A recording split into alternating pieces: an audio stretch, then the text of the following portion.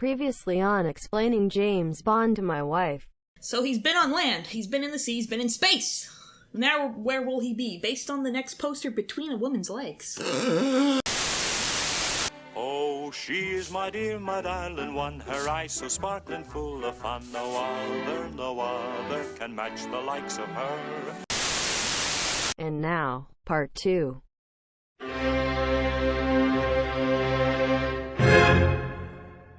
Welcome back, goofy gamers. Yeah. Part 1 was running pretty long, so... Yeah, we'll see how that goes. Part 2. Part 2. Part 2. We're covering the rest of the James Bond movies. We stopped basically halfway through the series of released movies so far. So, where did we last leave off? We left off with Moonraker. Yes, and... the best one. Actually, where did I... Oh, no, I ranked it as good. Alright, so we are on For Your Eyes Only. Or For British Eyes Only. For British Eyes Only. I see a butt on this poster. Yes, a butt. Whose butt does that belong to? We'll find out. And key people. We got Melina Havelock or something like that. Mm-hmm. She is the main Bond girl, but her romantic chemistry with Bond is like nothing. Like it ain't nothing. But she's a good character. And, like, she's a central character because the deaths of her parents kicks off the plot. And it sends her on a revenge, like, bender. And a revender. Yes, against the main villain, whom we'll discover. And Bond throughout the movie is kind of hypocrite because he's like, oh, well, you know what they say. When you set out to dig a grave, you have to dig two. One for yourself and one for the person you're gonna take revenge on or something. It's hypocritical. Inside there are two wolves, and you have to dig a grave for both of them. Yeah. But yeah, she's cool. She favors the crossbow. I see. Like she reminded me of the Ramona Flowers from the Harley Quinn movie. Yeah. Birds of Prey. Yeah, kind of. This is, I think his name's Luigi. It's a he. It's a he. He's Bond's contact, and like Luigi in Mario, he's kind of sidelined and killed. Oh, just like Luigi. Yeah. There's gonna be like if it hasn't already, there's a running theme of Bond's main contacts being killed throughout the movies. Like, if you're a friend of Bond, if you're helping him out during his investigations, you're not gonna survive. It's very different from being a friend of Moto. Yeah. Who else? We got... Oh, this is a countess. Accountant? Like money dollar? I forget her name, but Bond meets her when he's doing an investigation on what he thinks is the main bad guy. And he woos the countess, who's the bad guy, quote-unquote's girlfriend. But it was all kind of like a setup to figure out what James Bond is up to. And his only weakness is his dick. Yes, it is. And she ends up being kind of a nice girl who... What a nice lady. What a nice 40-year-old girl who is, like, faking an accent, like, putting on airs, but, like, in a fun way. It's fun. But she dies, and that's sad. And it's a sad moment. Like, Bond is actually bummed out about it. This is a sad movie. Yeah, it's one of the more down-to-earth ones. I guess after Moonraker, you'd have to be down-to-earth. Sorry, I clattered. I guess after Moonraker, the only way to be is down-to-earth. But yeah, after Moonraker kind of went over the top, there's a ebb and flow to this series. It gets like over the top, and then they're like, all right, let's bring it back down. But then they go, let's go over the top, let's bring it back down. Over the top of Earth's atmosphere. Space! So this is who Bond is set up to believe is the bad guy. Oh, Felix. Christopherson. No, what's his name? Christoph. He's Tevye from Fiddler on the Roof. That's all I know him from. So call him that. So Tevye here is set up to be made up as the main bad guy, but he's got Rick Moranis energy. Not really. Okay.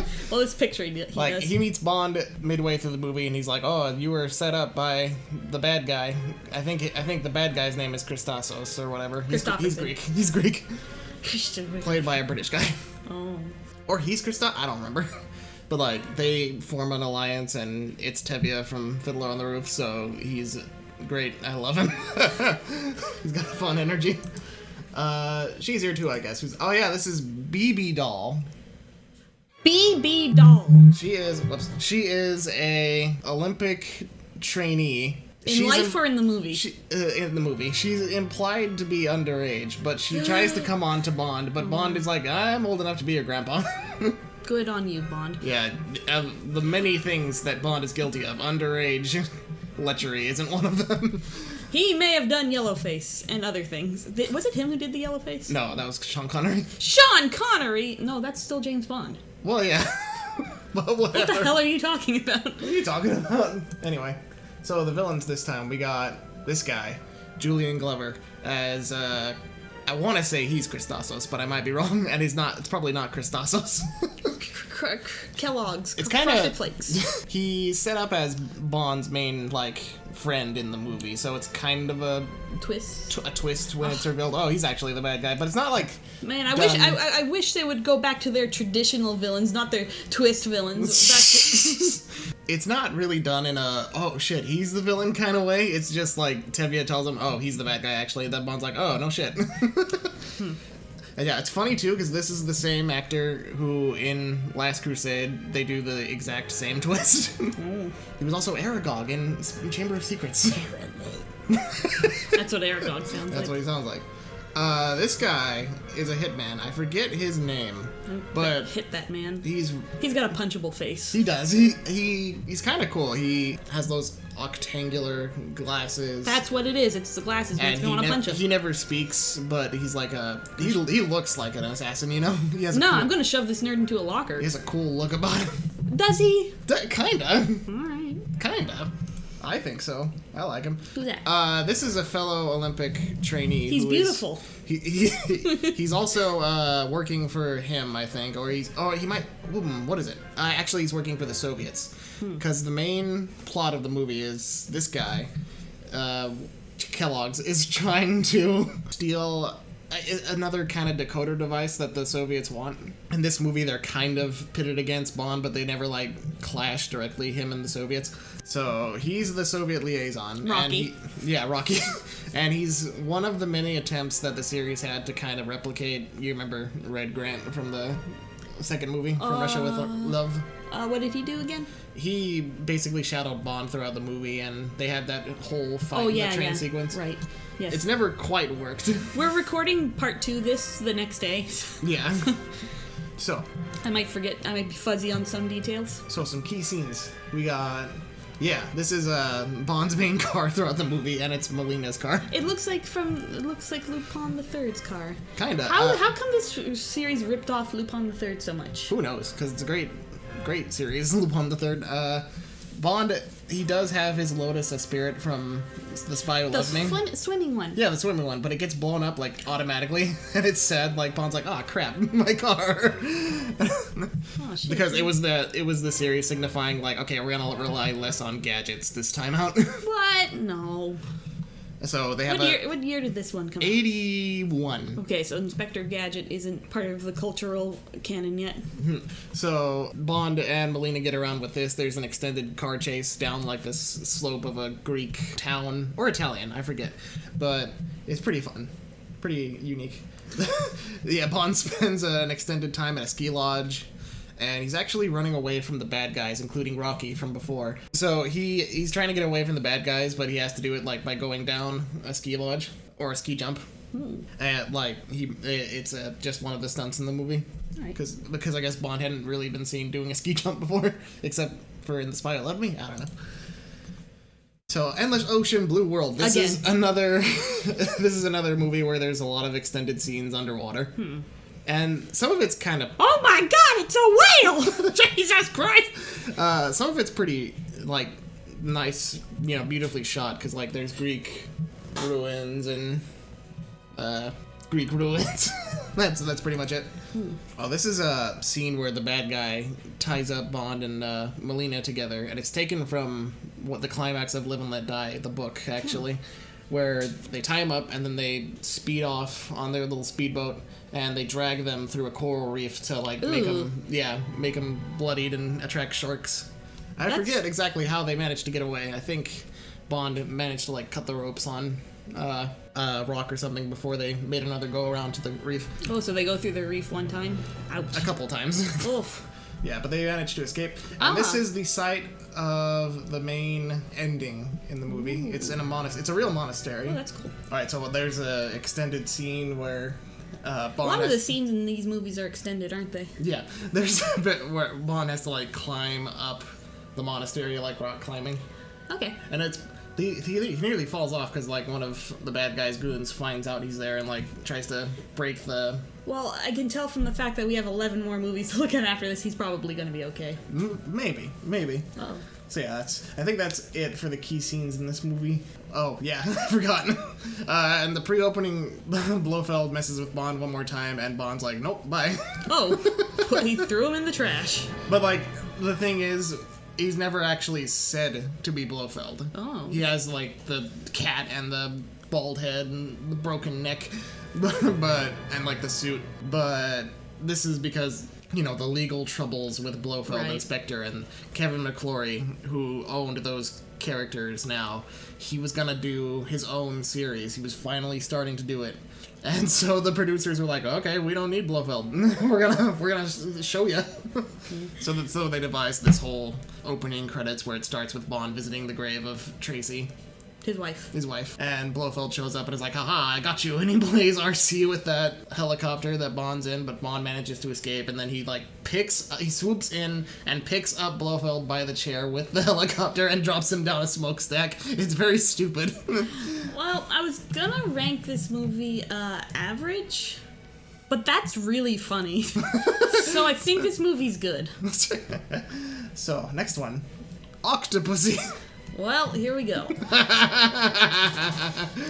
Yes, I've seen that. Alright.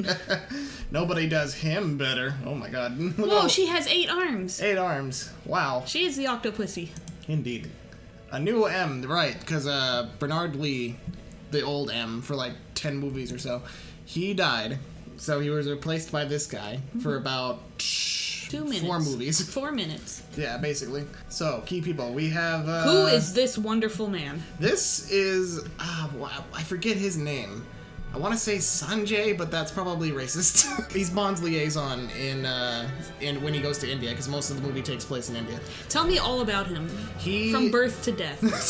He does die in the movie. Yeah, it's a rather gruesome death, honestly. Ew. He shows up with Bond. He was actually, in real life, he was a tennis player. That's why he has that tennis. Okay, does that have anything to do with the movie? Or did he just want to... Okay, so it's like that NASA astronaut who wanted to take his, like, profile picture with his dogs. He just wanted to take his picture for the movie with his favorite tennis racket. Like, I think there's a bit where they're talking about the villain and how he hangs up in, like, one of those country clubs or whatever.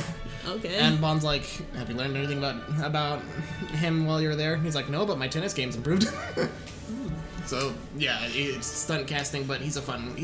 And as Tumblr would do 30 years later, one throwaway line becomes a character's entire personality. He's a fun character. It's sad when he's killed. This is one of Octopussy's main agents. I'm gonna say, considering like how long going this series is and like prominent, I don't really see a lot of actors that I know from other things. Yeah, that'll probably change as we get closer to... Yeah, I would say so, but just funny, up to this point, not really. Sean Connery. Yeah. So this is one of Octopussy's main agents. She hangs out with the main villain to keep tabs on him. And there's a scene where Bond and her obviously have sex. And, like... Is she the Octopussy? No, she is not the Octopussy. 7 vaginas! Maybe more. Imagine. She has, I find, more chemistry with Roger Moore than the actual character of Octopussy, who's a decent character, but like... Wait, is her name actually Octopussy? Yes. Grimsby, this is weird.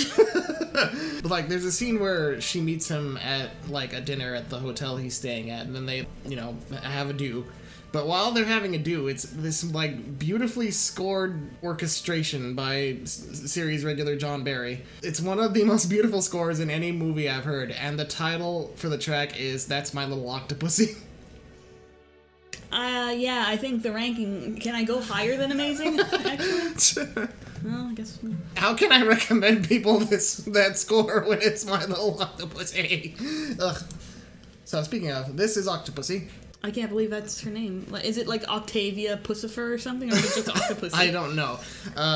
It's just the name that she developed for her. She's like a jewel thief, kind of. She's like Catwoman. She has like a legitimate like circus. It's called Octopussy Circus. Oh, who is the other character who had a flying circus? Pussy Galore. Pussy Galore's flying circus. All right. You see, it's all the pussies coming together. Right. That pussy is a circus. She's working with the villain, one of the villains, to sort of smuggle a diamond is basically what she thinks the job is, but there's more to it. She's kept in the dark about that. She was actually Scaramanga's girlfriend in The Man with the Golden Gun. Oh, the same actress? Yeah, they brought her back as the main Bond girl because they thought that she was too good an actress to just kill off. Yes, he did mention she would come back. And she is a good actress, but the character itself is just kind of like wasted potential, I feel like. I think she would have worked better as the main villain. Ooh. Personally, up to this point, there hasn't been a female main villain. Yeah, I meant series. to ask that like a while ago. That will change eventually, but we'll get to that. So, villains this time, we got Kamal Khan. He's a Afghan prince, an exiled Afghan prince who, I think that's his backstory anyway. He's working with Octopussy to steal... He's a Nigerian prince working to steal your email address. He's working to steal your social security. Yes, that's it. He's working with Octopussy to steal some jewels, but he's actually working with this guy. General Orlov, I believe, of the Soviet German. Union. Oh. He looks German. He kind of sounds German too. He's got Nazi energy. His whole scheme is that he thinks that the Soviet Union should assert their power in Germany. To kind of like have Germany under their whole control, because East Germany, West Germany was the thing back then. But like General Gogol, who I mentioned before, like the head Wake me up before you Gogol. He's like, no man, you're crazy. So he devises this scheme with Kamal Khan to use Octopussy's circus to activate a nuclear bomb while they're touring in West Germany. That's interesting. Bond figures this out and he's like, oh, you're gonna start a nuclear war when they figure out what happens, and Orlov's like, no they won't. Because, like, the whole point will be that it won't be traceable, the bomb. It'll just look like an accident, and that will usher in kind of a period of Soviet power. I don't know. I forget. We also have Kamal Khan's main heavy. Piss, according to the sign behind him. Yeah, Piss. I forget his name, but he and Bond, they fight every so often. The ending involves a scene on Kamal Khan's like plane where Bond is like on the wing and Khan's like, hey you, go get him. Like, what, out there? Like he has a moment like, really?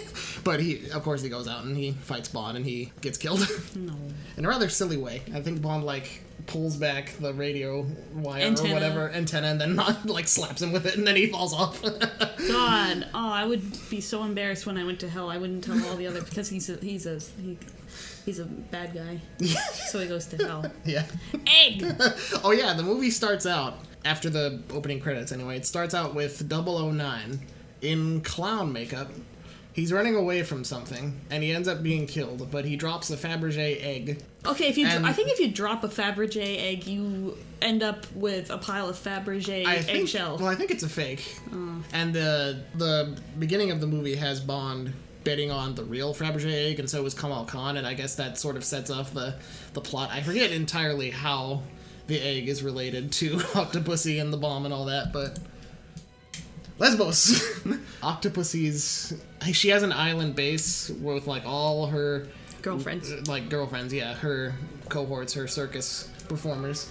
And it's very much like the Greek island of Lesbos to me. Like... Poetry. Poetry, yeah. Like, it rhymes. Thematically, it reminded me of that. Like, I don't think there's any lesbianism going on. I don't know. But probably. This guy. He has a yo-yo saw. Wonderful. Yeah, that he uses to kill people. It's kind of ridiculous, but he uses it to kill Sanjay, if that's his name. His name was Piss. No, the other guy. The other guy. The guy with the tennis racket. The tennis Sanjay. Yeah, it's kind of sad. So we got Buzzsaw Yo-Yo, we got Jaws, we got Odd Job, we got Teehee. You can't... I love them. Can they combine into like a mecha? With all their powers. That would be great. You got the yo-yo saw as one arm, you got the T's claws one arm, you got the bowler hat on top of that. Anyway. Octopussy's International Circus. There's a bit on the train itself where Bond is fighting some of Khan's henchmen on the train. And train sequences are always fun in movies, I find. So it's fun. And that 009? in order to warn people about the bomb, in the circus, Bond has to dress up in full clown makeup. Finally, his outside looks like his inside. He like goes up to the U.S. general and he's like, "Damn it, man, I'm being serious," in a full clown getup, and it's like, And the general's just like, "Do I look like I'm joking?" clown. Like, I give Roger Moore credit for selling it. He'll do anything. So I think Octopussy does actually stay in Amazing because of the buzzsaw yo-yo, the tennis man, piss, and all of it. Basically all of it. I wonder, like, if you actually did see these movies, if they would still be in these rankings. Oh, we're gonna save this, and I'll probably watch some of them at some point. So, A View to a Kill. This is the one A View with to a Kill? good old Christopher Walken. A View to a Kill. Oh, I always thought it was A View to Kill. It's based on a short story that Fleming did called From A View to a Kill. From A View to a Kill. And it's got Christopher Walken, and here is his best scene from The Country Bears. Did he have time to do this? Oh no! Oh no! Oh no! Country Bear Hall has been crushed! How do I get one of those in my office? But replace Country Bear Hall in this movie with Silicon Valley, and that's the whole that's the whole plot. Wonderful. Okay, I think it's gonna be a good one. You would think. So some key people in this one. This is blonde lady number 27 in the series. What is her name? I forget her name. She died recently too. Actually, her actress. She was young too. 60s. She shows up early on in the movie, but doesn't become a pivotal character until midway through when he goes to San Francisco to investigate the main villain's scheme for Silicon Valley. Her dad's business was bought out by the villain, and she's trying to get it back. And that's what draws she's like him. Asami from Korra or something. Kinda, yeah, kinda.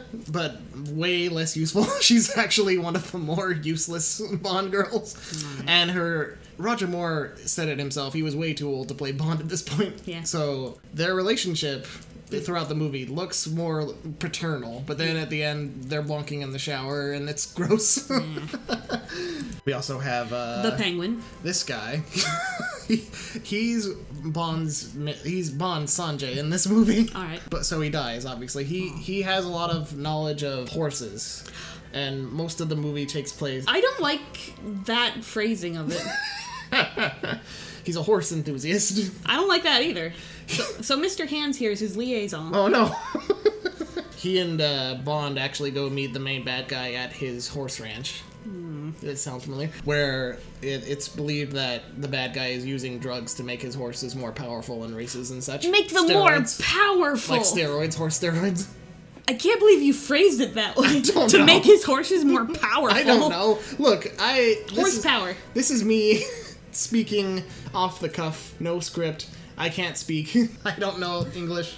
This is Bond's other Sanjay in this movie. I forget his name, but he was in Indiana Jones too. Oh, Short Round. No, he was Wuhan in Temple of Doom, the same movie with Short Round. But he's the guy who dies within 5 minutes, and we're expected to have this sad connection with him. Oh, Indy, we've been on many great adventures, but I don't know you. Oh, he's flying the plane or something? No. Am I mixing up my movies? No, that happened in that movie, but he's dead before that. Oh. Anyway, he gets killed in this movie too. Cool. Same as this guy. Same way as this guy, actually. So who else?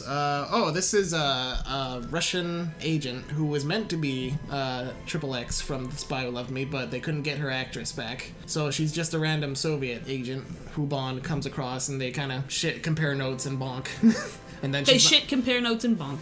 And then where'd you get shit from? I thought you made a sound that sounded like you said shit. Okay. So they compare notes on the shit and then bonk. But yeah, once they bonk and Bond screws her over and steals what she was working on the case, then she's not in the movie at all after that, which is sad because she has way more romantic chemistry than the main Bond girl, in my opinion. So, villains, we got Christopher Walken as Max Zorin. As Max Shrek? Max Zorin, but basically. I can't believe it. The Max Shrek cinematic universe. Yawn. They say he has a complete master of all languages, but he talks just like Christopher Walken. Maybe that's the key. Mr. St. John Smythe. Like Bond's alias he uses for the beginning half of the movie is Mr. St. John Smythe. so He made it that just to with Max Trek, didn't he? So Walken pronounced it St. John Smythe. St. John Smythe. And he works with Mayday. I saw her on the poster. Yeah, she is one of the better Bond henchmen. I bet she'd be a cool action figure. She is tall. She is tough. She is sexy, I'll say. You're not telling me anything I don't want to hear. And she basically, like, drives the plot. She kills a lot of Bond's contacts, and she and Bond never actually come to direct blows, but she could probably kick his ass. I like all of it. Like, and they're going out. What? It's the complete package. Right. So there's also she was in Indiana Jones too. She is one of her kind of main Lesbian friends. kind of like one of her main henchmen. And I think there was one other guy. This guy, Alfred Pennyworth again. This guy was an old Nazi doctor. Noctur. And, oh yeah, Zoran's backstory was that he was, like, experimented on pre-birth in the Nazi, like, ew. Germany area to create an Ubermensch, basically. Christopher Walken was meant to be the Ubermensch? Of course. Okay. Doesn't he look like it? I mean, he But yeah, once the Nazi regime fell, he escaped with him, and they defected to the Soviet Union, and then he's basically been a father figure to him throughout all these years, and he helps him create the steroids for his horses and oh my god. all that such. So Zoran's plan is to corner the market on microchips, and to do that, he's gonna create an earthquake around Silicon Valley, flood it, and that'll make him the king of microchips, or whatever I said. Okay. And the plot is basically wholesale a ripoff from Goldfinger. There's even like a scene where he has like a board meeting with potential constituents, talking about his plan. It's very, very, very, very dumb. So we got, come on, Dova, move your bloomin' arms. There's a scene in the beginning where they look at Zoran's horses at a horse track, and Moneypenny copies this scene from My Fair Lady. I thought it was funny. Silicon Valley, like I said before, that's his whole scheme. Even though most microchips aren't actually made at Silicon Valley, they're made in, like, Japan. I didn't realize Silicon Valley was a building. Yeah, like a Sims building. Is it really like that? No. It's like a literal valley, and there's, like, you know, businesses, companies, and shit. And it's where rich people live. I want to work in the sea. And most of the movie, after the whole horse race thing, takes place in San Francisco. And the climax of the movie actually takes place on the Golden Gate Bridge in Zoran's blimp. Which, Zoran, near the end, Zoran kidnaps the main Bond girl with the blimp. He, like, drives down to the ground. The blimp is in the air. So they take it to the ground. He snatches the girl. And he manages to do this without her noticing because she's too busy calling for James. James! He swoops at her with a blimp, and she doesn't see it coming. No, it's dumb. What else we got? We got... That's right, Stacy was trying to expose Zoran by, like, going to her boss, who was, like, this, I don't know, ethics guy or something. HR manager. Yeah. And so Zoran figures it out, and he kills Stacy's boss and blames it on Bond.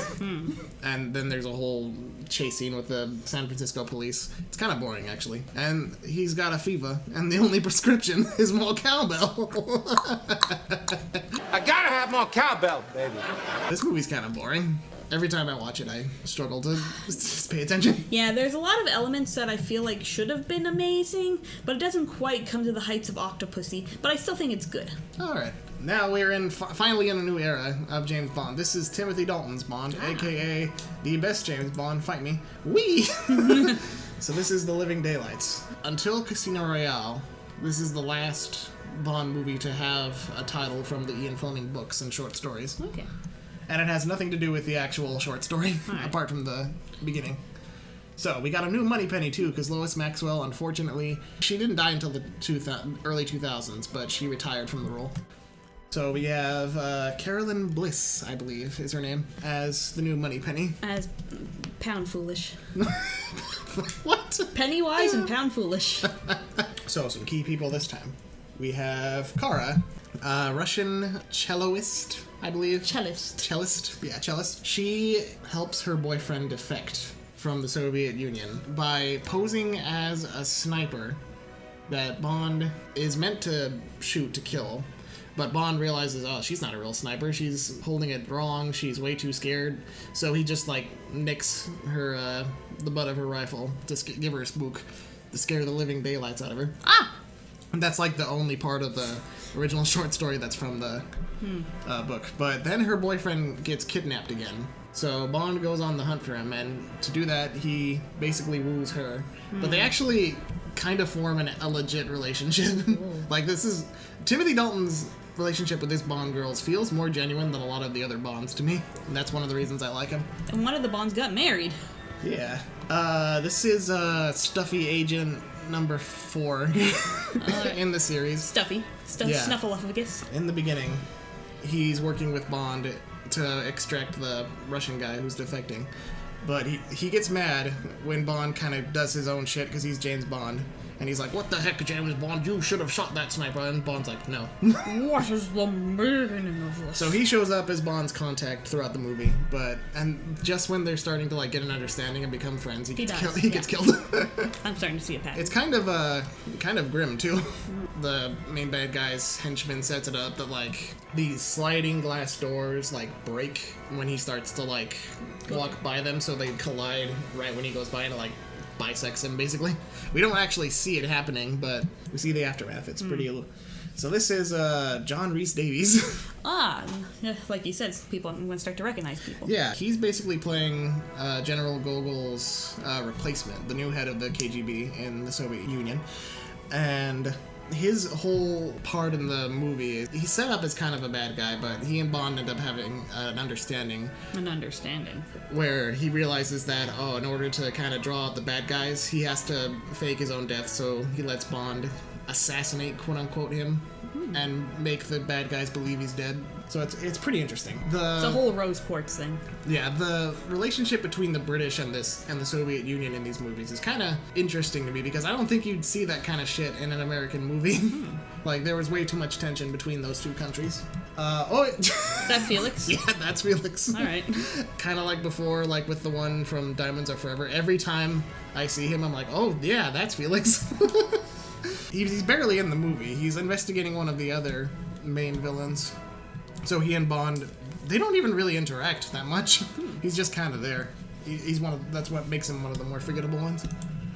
And I forget this guy's name, but he's the head, or one of the heads of a resistance movement in Afghanistan against the Soviet Union. So it's implied that he may or may not have become part of Al-Qaeda eventually. But he's a cool guy in this movie, at least. He helps Bond out. So this is Kara's boyfriend. Okay. He sets it up like he's defecting to give the British secrets, but then he gets stolen back by the KGB, quote-unquote. But it turns out he's working with this guy, Brad Whitaker, played by Joe Don Baker. Joe Don Baker of MSD3K infamy. Who's the puffy guy who's the big blurry sex machine? Mitchell. Yep, Mitchell is one fat... Shut your mouth. Just talking about Mitchell. Yeah, Whitaker is kind of this arms dealer, American arms dealer, who imagines himself as this, like, really decorated general, but John Rhys Davies is like, no, you're actually really pathetic. You were discharged dishonorably. And to have a turf tell you that. So these two are working together, along with this guy. I forget his name, but he's actually one of the better Red Grant wannabes. He can mimic people's voices really well. He's a Mockingjay. Yeah, and he, like, is a pretty decent physical match against Bond. And, like, every time he goes to assassinate people, he's listening to, like, this song by the Pretenders that is really catchy. Baby Driver. No. kind of like Baby Driver, though, actually. Yeah, why would you tell me no? I thought you were saying, like, the song Baby Driver. Oh, there's a song called Baby Driver. I think there is. Touching my face right now. I'm touching my wife's face. Anyway, so yeah, their whole scheme is to basically make it seem like he's been taken by the KGB and then frame Bond for the death of the John Rhys Davies KGB head. And then cocaine or whatever is somehow involved. Like, they buy some cocaine from the Afghan freedom fighters. This has nothing to do with the thing. They just wanted to party. Yeah, I think they're gonna use the cocaine money or whatever to... something to do with weapons or some shit. I forget. These two are kind of forgettable, but this guy is where it's at. Cool. So, some key scenes. We got... this is another part. The Red Grant wannabe. He breaks into the MI6 area where they're interrogating. They're questioning Kara's boyfriend. And he breaks in, but, like, the butler... Yeah, the butler of the Alfred. area. He showed up to work. He starts like fighting him and putting up a good fight against the guy, and he doesn't even get killed. He just gets incapacitated. Wow. It's really cool. Like, I want to know more about that guy. Oh yeah, and this is a bit where Bond goes to Russia to get her out of there. Get his car. Because her boyfriend set her up as a patsy. A patsy? Yeah, to get killed by the British when they thought that she was gonna, like, assassinate him. She wasn't, obviously, so now she's kind of top priority for the KGB and also for her ex-boyfriend. So there's this extended chase scene. I say extended all the time. There's this chase scene where it's cool. It's in the ice, in the snow, in Soviet, and they're trying to escape from Russia, and Bond has a lot of gadgets in the car, because of course... I thought we were done with gadgets. No, they come back steadily. This is one of his more decked out cars, and he like keeps saying like, oh, these new models, eh? Trying to pass himself off as this average guy. Oh, spion them. This is actually taken from the books. Like, before Spectre was a thing, his main enemy was Smersh, which was a Russian KGB kind of branch that dealt with dealing with spies. So spion means death to spies. Spion. And the main bad guys are basically using Smersh as a scapegoat for the death of Bond's stuffy agent friend. Snuffleupagus. Oh yeah, and this is one of the main climaxes of the movie. Bond, Kara, and the freedom fighters, they charge a Soviet camp in Afghanistan. And Bond gets into a plane where they're loading up all the cocaine. I think it's cocaine, I forget. But he's got a bomb, he's gonna blow it up to mess up their plans. And the Red Grant wannabe shows up, and like they open the hatch of the plane and they're hanging out by the parachute. It's not a parachute, it's the cocaine bag. That's a lot of cocaine. It's a lot. So they have an extended fight there, and it's really cool. Like, a lot of the big, aerial fights were done practically back then, so there was no trickery involved. Like, when they fell, they were actually falling, but they had, like, a parachute under their suits and such. So no one was in true danger, I hope. Oh, yeah. Mitchell. Even his name says, is that a beer? Joe Don Baker's big famous role in MST3K is Mitchell. I see. Mitchell. This one felt pretty average, I think. Nothing really stood out to me as good or bad. So, License to Kill. Finally. This is Timothy Dalton's last movie as James Bond. He's a loose cannon cop who doesn't play by the rules. Right. So, we got some key people here. We got Felix Slider, who was played by... He's so much older all of a sudden. Yeah, he's the same guy who played him in Live and Let Die. They wanted to bring back Felix, who had played him before, so there was some familiarity. Why they didn't bring back the Felix from Living Daylights, who was much closer, is beyond me, but whatever. And this is his wife, Della. Della Duck. The movie opens with Felix driving to his wedding with Bond and... this guy, I forget his name. Oh, it's the crab fisherman. He looks the like third. He looks like Coral, but he's Quarrel the Third. He's kind of based off Coral because they take some bits from this movie from the book Live and Let Die. Like Live and Let Die, the book is a source of a lot of cool scenes in these movies because the book is really bad, but it had some pretty cool scenes. Have you read any of the books? I read Casino Royale, Live and Let Die, and then I read a bit of Moonraker, and then I stopped. So these him and Bond are going to Felix's wedding, but they get stopped by this drug lord who owns this Banana Republic island. Bananas. We're smuggling bananas again. Yeah, he's in America, so they're like, oh, he's in our jurisdiction. We gotta get him. So they, I'll get into that more in a bit. But they stop him, and he and Della have their wedding, And then tragedy happens because this is James Bond and women are always dead. Right. And this is one of Felix's fellow... Side hose. No, that's one of his friends in the DEA. That's a drug... And Electronics Association. Yeah, it's the Department of the USA that deals with drugs. She ends up helping out Bond, and these two end up, like, shacking up. Right. And she's... I like her, and their romantic chemistry is fine, but I kind of ended up liking Kara more on this rewatch. But this is also the main bad guy's Squeeze. Squeeze. But she doesn't like him. Aww. And the first time we see her, she's sleeping with another guy. Aww. And the bad guy comes in, and he's like, oh, I don't like that. Cut his heart out and give it to her, and then he, like, takes off his belt and starts beating her. So that's what we're dealing with. Oh, I don't like this movie. Yes, this is Franz Sanchez. He's the main villain. He's one of the more realistic Bond villains. He's basically the cartel. He's one of the cartel. And I think the actor who played him, Robert Davi, was actually, like, stolen by the cartel because one of the guys was like, hey, I liked your performance in this movie. Come hang out with us. Yeah. He, like, has such a cold delivery to him. Like, there's barely anything about him that's in the traditional Bond villain sense, and that kind of sets him apart from a lot of the other Bond villains. Like, it's really cool. And this guy, I knew him first from the Goonies too, so seeing that difference was great. A lot of the side villains in this movie are great too. That's Dario, played by a very young Benicio del Toro. Okay. And he's a bastard. A bastard! A right bastard, because when Felix... he's kidnapped by Sanchez, and he's like, where's my wife? And he's like, don't worry, we gave her a nice honeymoon. Wait, hang on. Who was stolen? Felix. And then his wife... They showed up at his house, they beat Felix up, and they took him away. But they had their way with Della. No! And they killed her. I don't like this movie. Indeed, it's tough. This is one of Sanchez's basically secretaries. He's smarmy. He was an ex-general, I guess, or ex-soldier, and that's his whole deal. We also have Ayapi and Victor Sullivan. Huh. He helps Sanchez with his whole drug operation, and he helps him with Sanchez's boat. He's basically his boat captain. And then we also have a televangelist.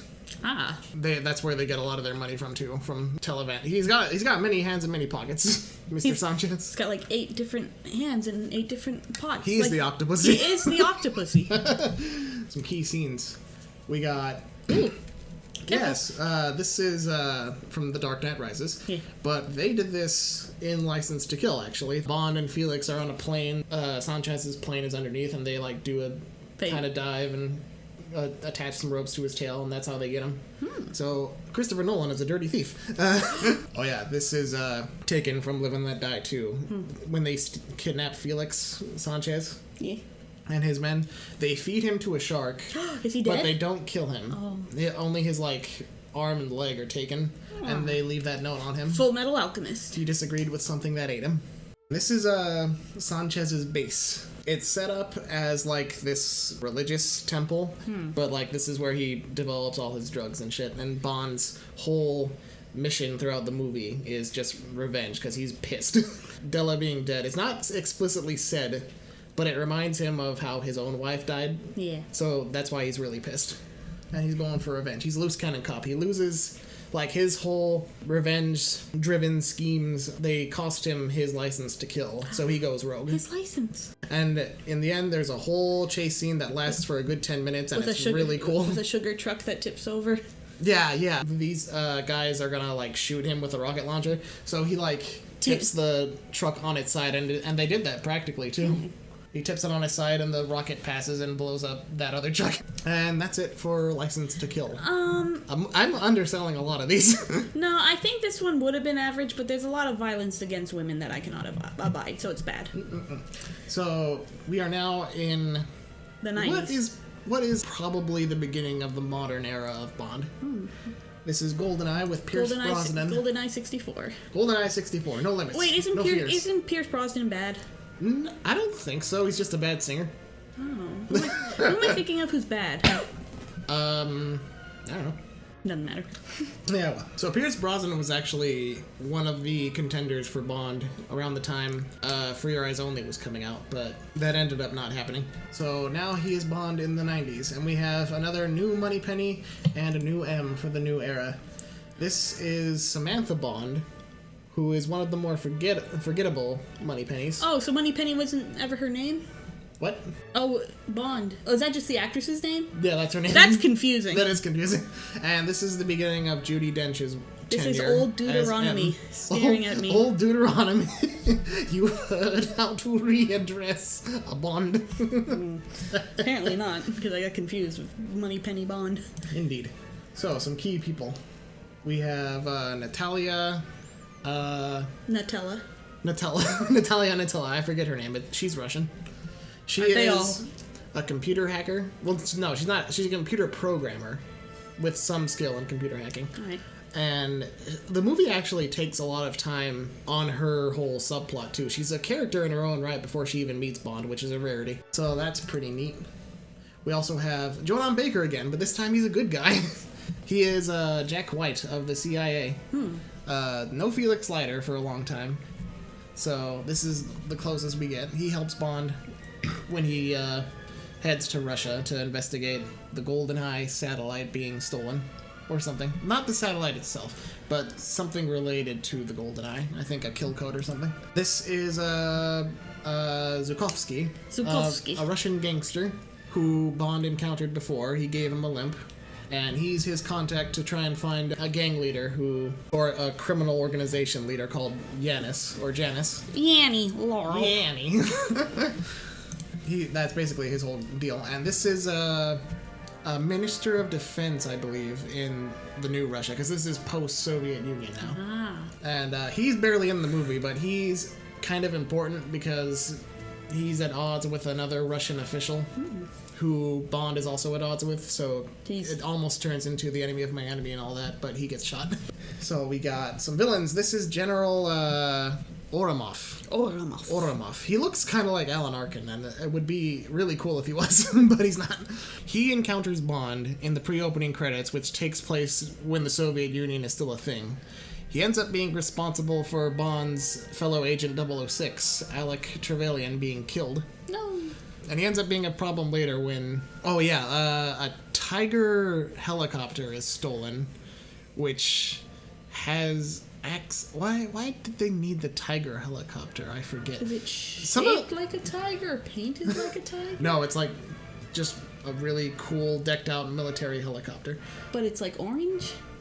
I forget why they stole it and why it has anything to do with like the GoldenEye satellite in Cuba. Notice how he just ignored me. What? What'd you say? Like, some of these plots, they start out with, like, one thing, but then they branch out into a completely different thing, so it's kind of hard to keep track. Yes. Yes. I don't know if you can pick it up in the mic. She's tussling my hair. His hair is good for touching. Anyway.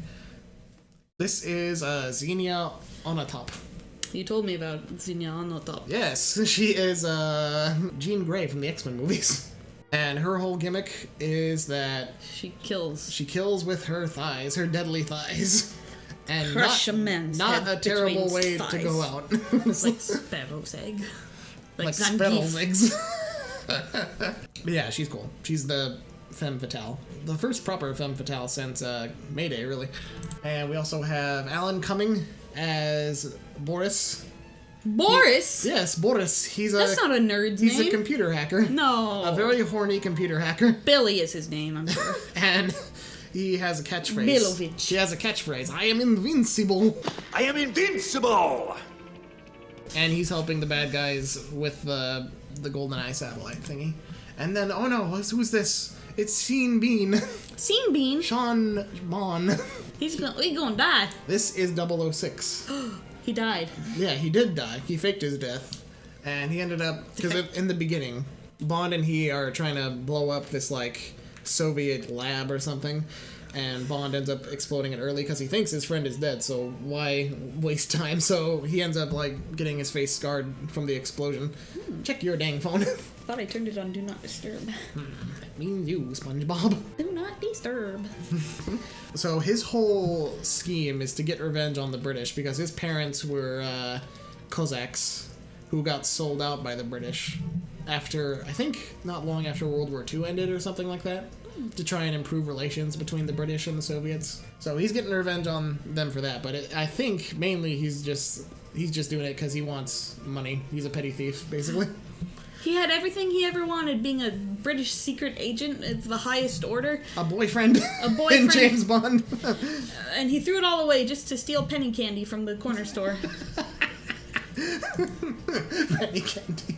Some key scenes. We have... Oh, yeah, this is our introduction to James Bond. He does this... I'm glad that on movie, 18, we're finally being introduced. A new... 17, actually. That was close. Yeah, Pierce Brosnan's Bond is introduced via stunt double, doing a bungee jump. Nice. I think this is one of the first times a bungee jump was, like, done on camera. Like, Bond has done basically every extreme sport known to man. BMX biking. At some point. No, he hasn't done that yet. Why hasn't he done that yet? We gotta fix that. Right, and this is a scene later on where he and Xenia meet up she's gonna kill him. In a spa, and she does try to kill him. Ooh. She's with the criminal organization Janice, whatever it is. And she tries to kill him, but Bond is like, no more foreplay. Oh. You know what? He doesn't really seem like a very generous lover. Well, this is the first time they mention safe sex in these movies. What? Yeah. 17 movies in, the man's gonna wear a condom. This is post-AIDS, you see, so they kind of have to have some... Actually, during the Dalton era, he barely had on-screen sex because of the AIDS epidemic. Anyhoozle. This is during a scene set in St. Petersburg. St. Petersburg. Where Bond is chasing after Rasputin. Alec and Oramov because they've captured Natalia. So he drives after them in a tank. And there's with a whole horse scene. On top. Yeah, like he drives through a statue and the statue falls on the tank. It's really cool, actually. Like, it's all practical. And no. Boris, I am invincible. I don't like him. He's Alan Cumming. What's not to like? I don't like him. He's Finnegan Floop. I don't like him. Fagin Floop, whatever his name is. I don't like him. And then there's the final confrontation between Bond and Sean Bean. The scene itself in the movie is one of the more brutal fight scenes. It's like the most brutal fight scene since From Russia with Love. But in the game, it's represented with these really ugly character models. Oh, be nice. It was the N64. Ugly ass character models. Ivana is looking like Michael Jackson in that screenshot a little bit. Oh, well, good for her. So that's the end of GoldenEye. That was average, I think. I don't like this Boris fellow. He gets under my skin. He's a bit of a creep. He's a bit of a creep. So, Tomorrow Never Dies. What is today but yesterday's tomorrow? This is the one where basically Rupert Murdoch is the villain. Rupert Murdoch. He was a news media mogul guy. Walter Cronkite. So there is some relevance to the modern era and how the news kind of is fake. Influences cultural hysteria and perception. But it's kind of dumb too. Anyway. Some key people. We have Michelle Yeoh as, I forget her name, Wei Lin, I think. She's Bond's Chinese agent equivalent, and she's pretty cool.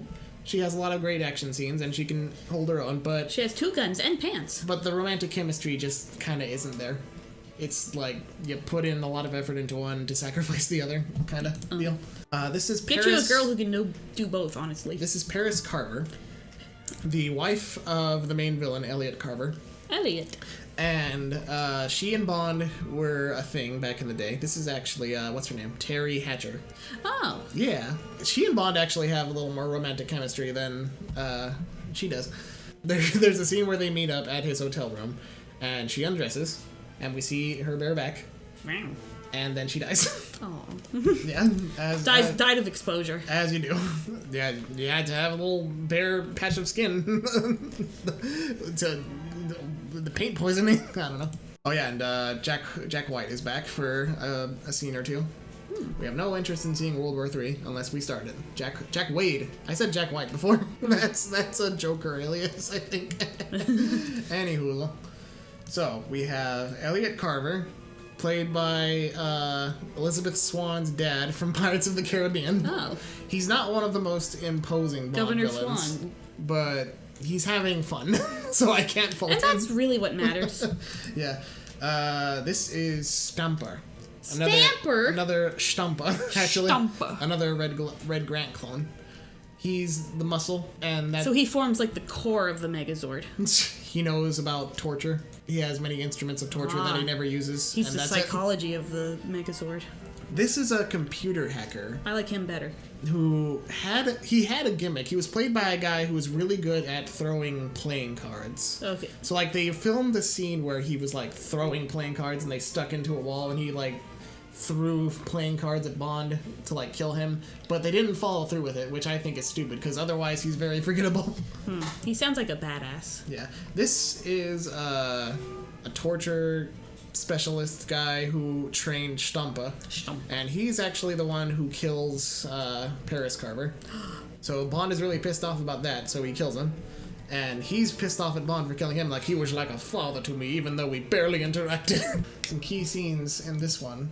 We have You Sunk My Battleship. The movie opens after the credits to a scene where Gerard Butler is one of the crew of a battleship that gets sunk.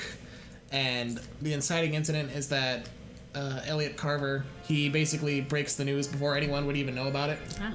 Like, his whole scheme is really stupid. Like, he threatens to start World War III by pitting the British and the Chinese against each other. Because the battleship was British, and, like, what's his name? This guy. Card boy. Yeah, he messed... Seto Kaiba. He messed with their communications to make it look like they were... to make the Chinese think they were in their waters. So they threatened to attack. But then Carver, like, he has this sunken stealth ship that destroyed the battleship themselves. So he's pitting them against each other. All to get exclusive media rights in China. It's very... I feel like that's a powerful thing, though. Kinda, but it's like... But that is also an odd thing. Like, there's probably better ways to go about it, Elliot. What's wrong with you? What's his deal? We ask again, what's his deal? Mr. Bond, we're gonna need you to follow Governor Swan and find out what's his deal. So, Bond's main car in this one that he gets from Q is one where he kind of has like remote control option with it too, and there's a pretty cool scene where he basically is in the backseat of the car and he's like using the remote control to drive the car to protect himself from Stampa's men. Stampa. That's pretty neat. Oh yeah, he and Waylon end up using a banner. Waylon Smithers. Yeah, they use a banner to escape from Carver's men at the top of a skyscraper, and somehow it works. And then they're handcuffed throughout that whole scene, so it ends up they steal a motorcycle and they have to kind of like navigate each other to escape from a helicopter. It's well done, but kind of dumb. And then this is Elliot Carver having some fun, making fun of Waylon's martial arts. I think that's it for Tomorrow Never Dies.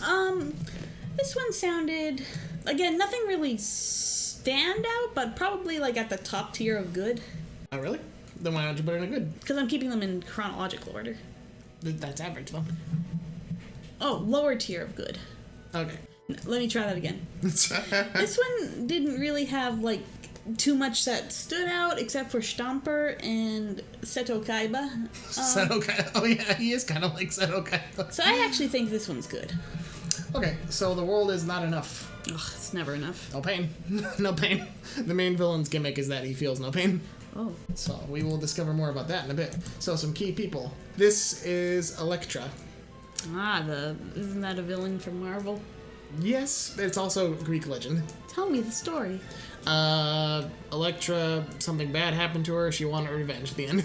Like every Greek tragedy. So, yeah, before the opening credits, her dad gets killed. So, the rest of the movie, she's kind of trying to maintain his business and do right by him and also do her own thing at Bond. And she kind of formed this connection that feels pretty genuine, honestly.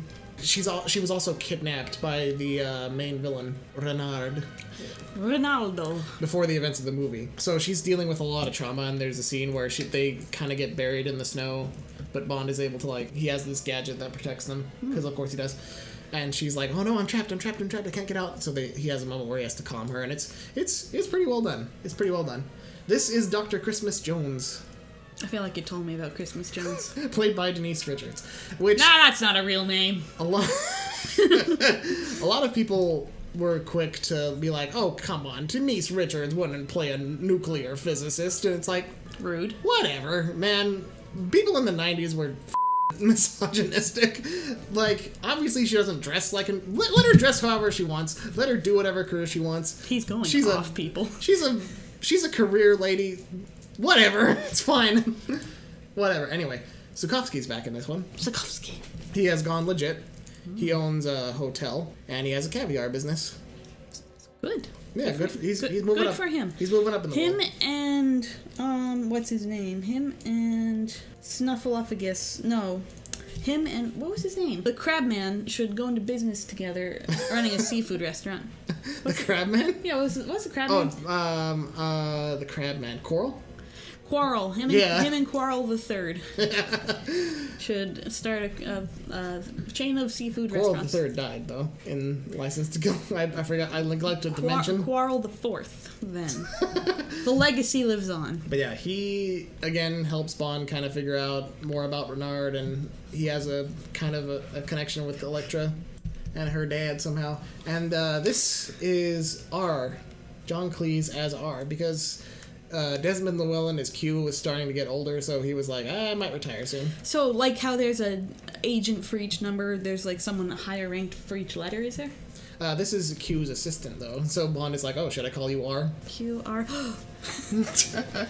So yeah, in this movie, R is kind of bumbling and kind of like So who's A, B, C, D? They must be very high ranked. Maybe M's superior is A? I don't know. They never get into it. But like Desmond Llewellyn, he was... getting old, starting to retire, and I'll get more into that in a bit.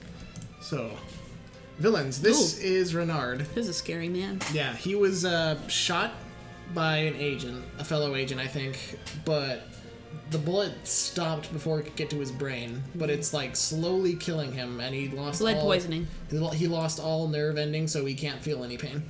Basically, it's a cool gimmick, but they don't really do a lot with it. And who else is a villain? This is, what's her name? I think that's called... She doesn't have a proper name, but they call her, like, Card Girl or something like that. She shows up in Setakaibus. She shows up in the beginning for, like, the longest... I think it's still, to this day, the longest pre-opening credit scene. 20 minutes. Close. But it's an extended chase scene throughout the River Thames, and... She's barely in the movie, but she leaves an impression because she's cool. This is... Post Malone. Yeah, he was a rapper. Goldie is his name. All right.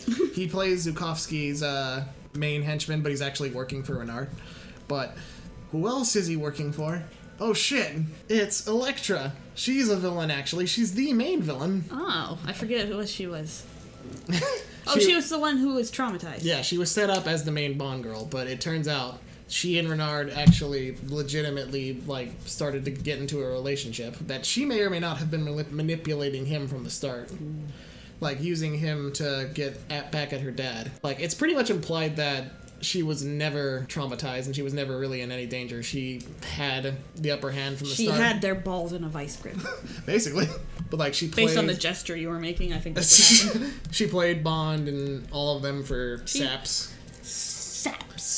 Just saps. It's really cool. Honestly, she is still to this day the only woman who's a main Bond villain, and it's pretty neat. So key scenes, we have, this is the a little boat, the chase scene in the Thames, Bond steals experimental like speedboat from Q. Because of course he does. This is one of those helicopter saws used for cutting down trees. Oh, is that a thing? I guess. And it comes back in an action scene where Bond has to drive away from one of them while they destroys Zukovsky's caviar factory. Oh, that's unfortunate. It is unfortunate. Some days you just can't get rid of a bomb. That's the vibe I was getting from the first picture, you know? The whole point of the movie is Renard is stealing a nuclear bomb and he's gonna explode Istanbul. Not Constantinople. Yeah, and Elektra is in on it from the beginning because she wants to set up like a pipeline that would go through Istanbul. Not Constantinople. Yeah, so the whole main thing is that they have to get rid of a bomb. Oh, did I walk in on you watching this part, which Yeah, makes it sound dirty? You did. This is a really, really intense torture scene. They rip his balls off, right? No, that comes later. That comes later. That comes later. It's one of those, like, chairs where she, like, tightens it and, like, Right. it It's lays getting a pull tight. on the neck that will, like, suffocate him slowly. Yes, I remember. It's like a mixture of, like, this typical seduction scenes in a Bond movie, but twisted to be painful, I guess. Sure, some people are into it. Maglefire, it's Neil! Renard is played by Robert Carlyle, who played Rumpelstiltskin in Once Upon a Time. And this is a scene in Once Upon a Time where he's talking to his son Balefire, who goes by the name Neil now. So someone on Tumblr gifted that scene, but they misspelled it Bagelfire, and someone put a bagel on fire over Neil's face. I can never not think about it. It's great. I'm happy you're happy, my love.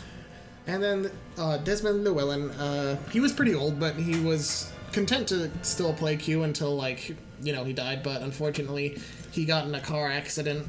That sucks. Not long after this movie ended, so this is the last we see of good old Q, and we have a pretty fitting farewell. Now pay attention, 007. I've always tried to teach you two things. First, never let them see you bleed. And the second? Always have an escape plan. There he goes to hell. No! The only thing I kind of wish happened is that, like, he gave Bond a little smile as he left. That would have made it great. So that's the end of The World Is Not Enough. This one actually sounds pretty good, I think. There's... I don't know what it is. Something about the characters seem interesting. So, Die Another Day. This is the last of the Pierce Brosnan era, and it's also the last of the original continuity for James Bond. We will see why in a bit. So, Die Another Day. North Korea. Everything's sunny all the time, always. Good time. Beach party. That's from 30 Rock. Yes. So, yeah, most of the movie's action is related to North Korea. And that ended up making James Bond an enemy of North Korea. Wonderful. To this day, he is still classified as an enemy of North Korea. So he's in the same tier as, like, Winnie the Pooh. Well, that's China. Oh. Pardon my racism. So, a new Q for exactly one movie. R has moved up to Q because Q is long gone now. Key people. This is Halle Berry as Jinx. Jinx? She is with, not the CIA, what is it? NSA? Yeah, I think it's NSA. There's so many branches of policing in the US. World policing. She's the main Bond girl. She works for, this guy, Michael Madsen, I think his name is. Mads Mikkelsen. No, he's the head of the NSA. That's pretty much the only reason he's here. Jinx is... The writing for her is not very good. The writing in this movie in general is not very good. She's set up as Bond's equal, but she doesn't contribute a lot. Like, even when she's... Oh, it's one of those tropes where, like, I'm really good at what I do, and I'm going to teach you, and you're going to surpass me. No. Oh. It's just one of those tropes where it's like, I'm as good as you, but they never really show it. Except for the ending bit where she has a cat fight with a designated lady villain. Anyway, this is General Moon. He is the main general in North Korea, and he and Bond come to not to blows, but to he and smooches. Bond not to smooches. He has Bond imprisoned in North Korea for a good 14 months. Woof! Yeah, and tortured because Bond killed this guy, Lieutenant Moon, his son. But Lieutenant Moon is not dead. He just turned into a white man? Yeah, in the 14 months. Oh my goodness. In the 14 months, he completely reinvented himself, did this, like, gene replacement surgery that, like, made him look like a white guy called Gustav Graves, who owns a... Gideon Graves. Who owns a diamond mining thing that is a front for conflict diamonds. I don't like any of that. No, it's very bad. It's very dumb. Like, the first we see of Gustav Graves, he's being knighted. So he's had a reputation for a while, but like... But, like, no backstory. Yeah, no, they check that. You would think that, like, hey, this guy just randomly popped up 14 months ago. What's up with that? It's dumb. He also has this Whoa. guy, Zhao, working for him. In the pre-opening credits, Bond blows up... Is he a cyborg? No. He blows Why is he up- like that? He blows up... I'm getting there. He blows up Lieutenant Moon's base while selling some conflict diamonds to him. But he blows up the diamonds, and the diamonds get embedded in Zhao's face. Whoa. That's why they're still there, even though he had like 14 months to get them removed. Well, I think he realized he looks like a badass. He's in the process of doing the same gene replacement Oh. thing as his buddy, but Bond interrupts him, and that's why he looks like that throughout the movie. It makes him look cool though, so no complaining. He Yeah. doesn't have a cool name though, like Diamond Face or something like that. This guy though, Mr. Kill. Mr. Kill. Mr. K-I-L. He's actually played by the same stunt guy who was in a lot of the Lord of the Rings movies. Lawrence Macula, I forget his name, sorry. Lawrence Kill. Lawrence Kill. And that is... That's from a completely different movie. It's Emma Frost. She set up at... She's working with MI6, but it turns out she and Lieutenant Moon went to college together. So she's a spy for him. She's a mole. I thought this movie might end up being good, but it's It's not very good, honestly. it's losing me. Also, a random Madonna cameo. Madonna did the opening theme song for this movie, and it's the worst opening theme song in the whole series. I don't know about It's this catchy, but it's just not good. I don't know about this one, babe. So she has a extended cameo in the country club where... Does she screw Bond? No. They don't even, like... They have some, like, innuendos together, but nothing comes of it, and she, like, just pieces out of the movie after 5 minutes, so, like, why are you here, Madonna? Of all the singers to have a... this is when she was trying to be an actress, too. Oh. So, that's the... Whee! Alright, get out of here. So, some key scenes. We have the torture scene. Before the credits start, we get the scene where they're like dunking Bond in ice cold water. Mm-hmm. And that's when Madonna's song starts and the song plays while Bond is being brutally tortured. And the song goes a little bit like, I guess I'll die another day. It's not my time to go. Sigmund Freud. Analyze this. Analyze this. Are you making a joke right now? No! This is how the song goes. I'll finish the scenes before I rank it. There might be a saving grace. There might be, who knows. Face off. Lieutenant Moon takes his face off to look like a white guy. This is his ice palace. That looks in cool. Not Norway. Iceland, I want to say, even though Iceland is... Iceland's the green one. Greenland's the Greenland- icy one. Yeah, it's somewhere where there's a lot of snow. It's where he demonstrates his Icarus satellite that shoots a laser based off the power of the sun. That's not the story of Icarus, kids. So I have a feeling this plan's not going to work out. So yeah, this movie used the satellite with a laser plan that was in Diamonds Are Forever. Yeah. Even though Austin Powers also used the satellite with a laser, so like by this point it was really played out. It's dumb. Fire the laser! And then, oh yeah, this is the climax of the movie takes place on Gustav's... What am I looking at? It's Syndrome. Oh, he's got... Okay, I see. Yeah, it takes place on Gustav's, like, blimp plane thingy where Bond and he fight, and it ends up with Gustav Graves, like, His being cape. sucked into Did I actually see that part? propeller. You might have. Does he, like, explode into Gibbs? Kind of. Alright. He gets sucked up and, like, kind of spins around like a cartoon, and then he blows up. It's very dumb. Yeah, I don't know if this is a good one. I think, in fact, this might be a bad one. So what do we gotta do? Well, that's the end of this continuity. Emergency reboot button. So 4 years later, we get Casino Royale. So that's kind of interesting. They, like, for all that time, this is the first time they've tried to reboot it. Yeah, there was. You could kind of consider GoldenEye to be a soft reboot, Yeah. but it was still basically set in the same continuity and verse and all that. Yeah. But this is Bond at his earliest. That's Benoit Bond. Benoit Bond. Good old Daniel Craig. I hear he's not a very good Bond. I really like him as James Bond. Like, there are people who don't like him, there are people who do. Yeah. I think he's really cool. Whee!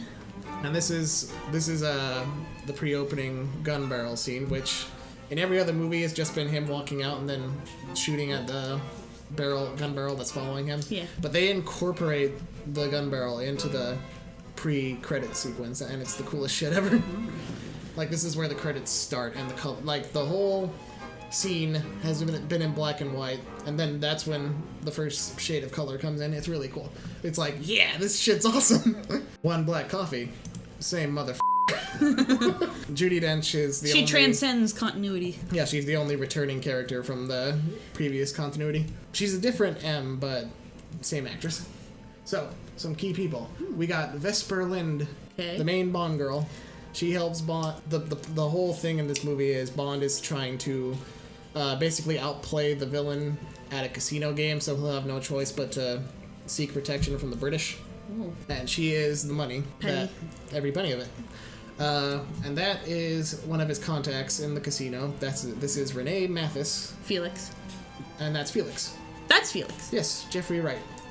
And he's actually the only Felix to have played him more than twice.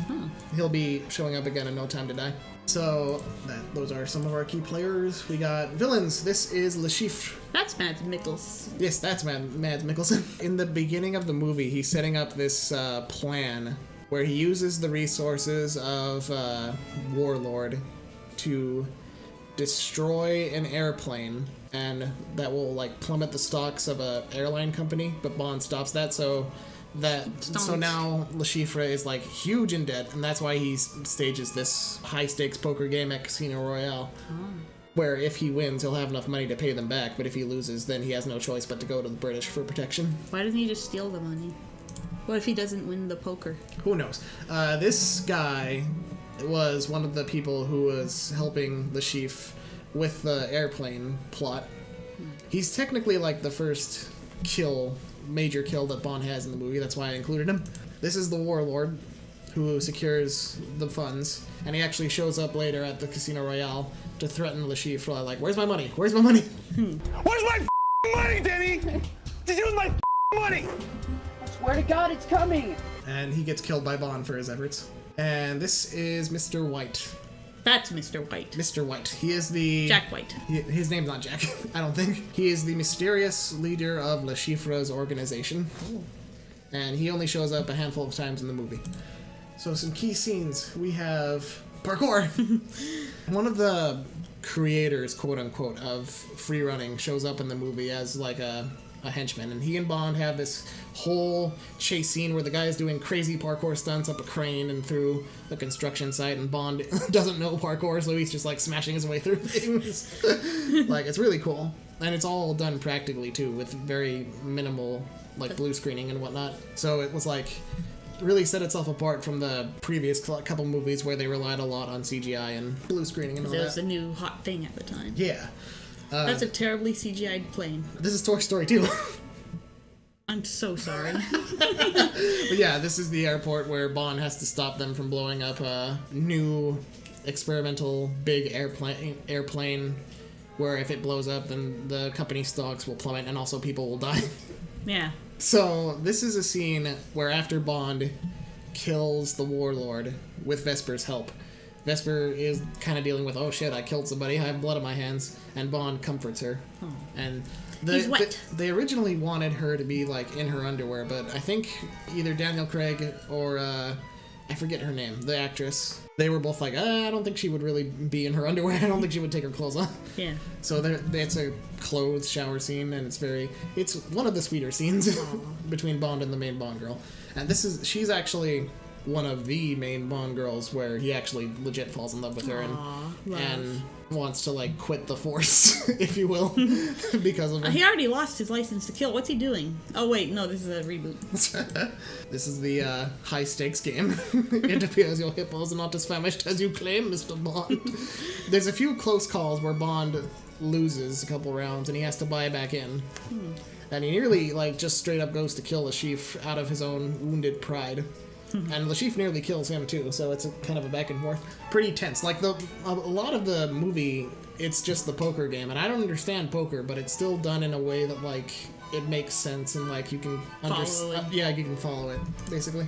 And then the climax of the movie takes place in Venice, where it's revealed that Vesper was actually using the winning funds to give to the secret organization because they held someone she loved hostage. But she grew to genuinely love Bond, so she hated betraying him.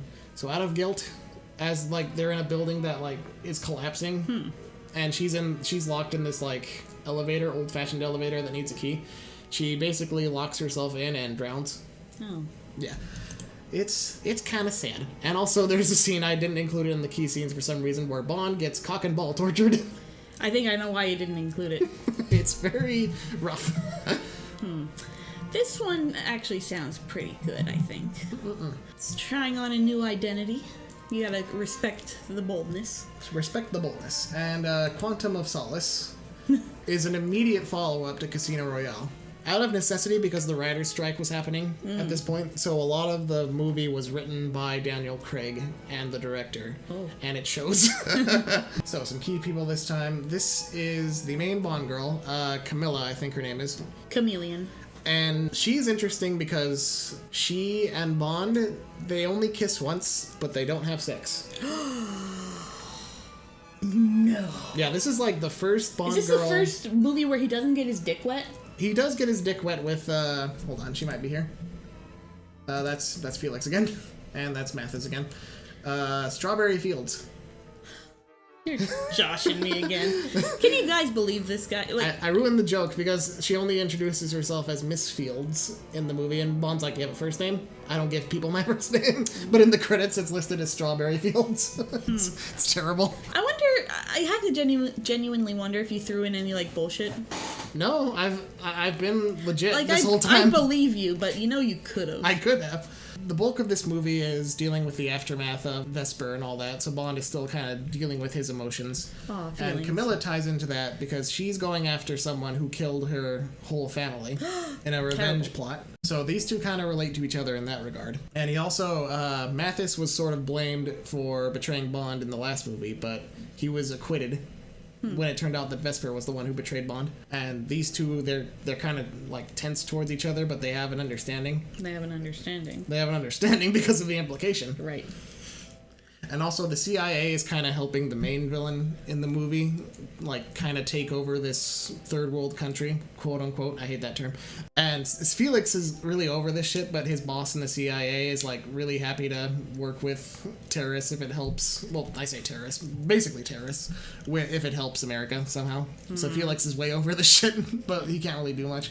But yeah, there's been a guy called Bill Tanner. I forgot. Oh.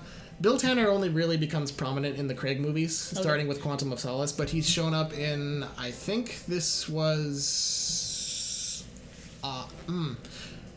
For Your Eyes Only, I think.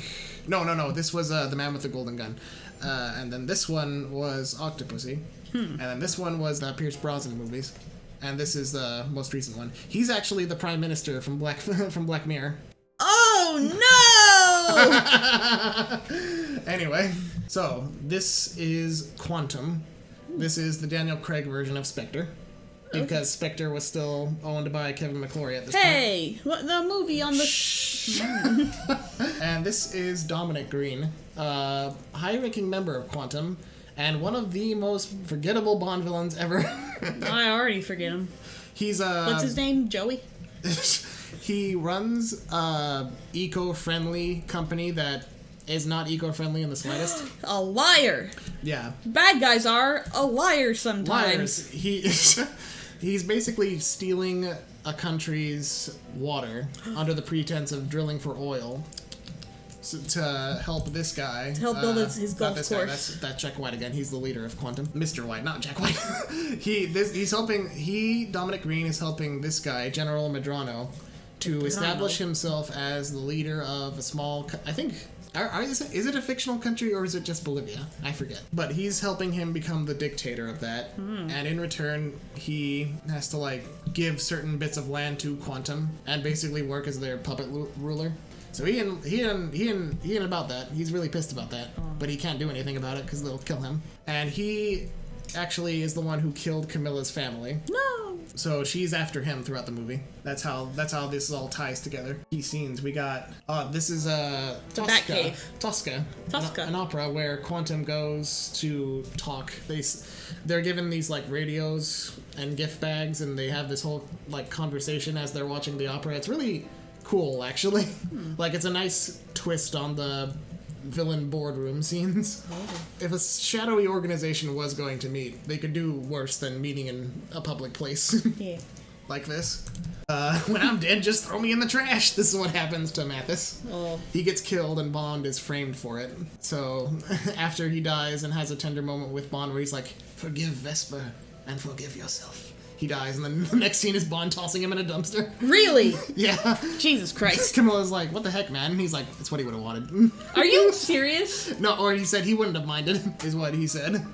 He's being practical. Like, Bond is... I guess. Bond, better than spending the money on the funeral, I guess. like, Bond is, in this continuity, is very cold. He's very... Especially after Vesper's death, he's very reserved and very cold. He's very, very slow to actually... care. admit that to care. But these movies kind of try and break that down a bit. It deconstructs Bond in a pretty neat way, I feel. Oh yeah, and this is what the fate of Miss Fields. She is dipped in crude oil, Ooh. a la Goldfinger. Obviously, that's a straight callback. Yeah, there's a few callbacks. There's a bit, I didn't mention it in The Spy Who Loved Me, there's a bit where he's interrogating a guy by, like, the guy is, like, holding on to Bond's tie from a rooftop, and Bond swats him off to kill him. And in this movie, something similar happens where the guy is holding on to Bond and he swats him off and he falls off the roof. It's weird. The director said he didn't really like James Bond, but there's these weird callbacks. Well, you gotta know who you're marketing to. Yeah. This is the climax of the movie. I think it's a real hotel out in the desert somewhere. Ooh, it's kind of neat. And the Bond ends up blowing up some... What's it called? Gasoline?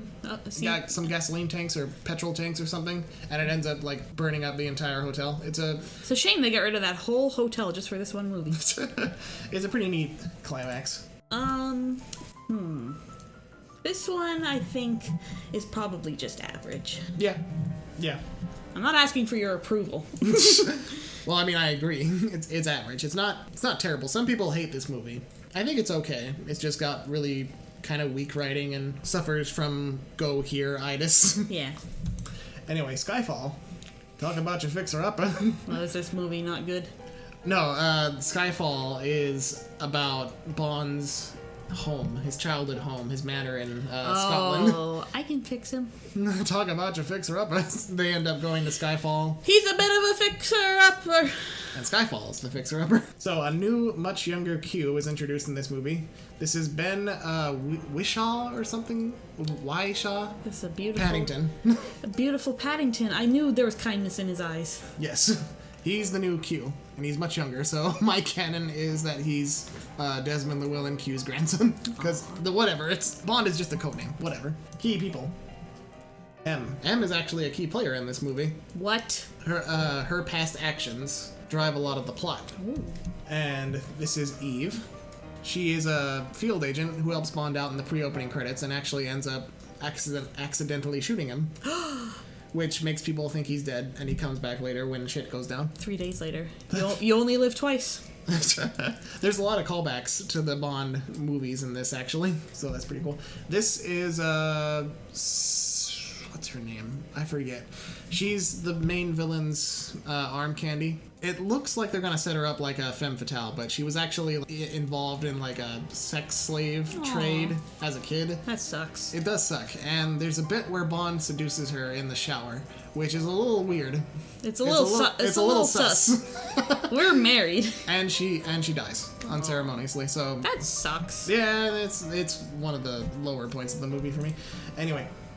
Oh yeah, this is who the hell is this? This is Kincaid. He's the groundskeeper of Skyfall. He looks like a groundskeeper. He was supposed to be played by Sean Connery in a cameo. Aww.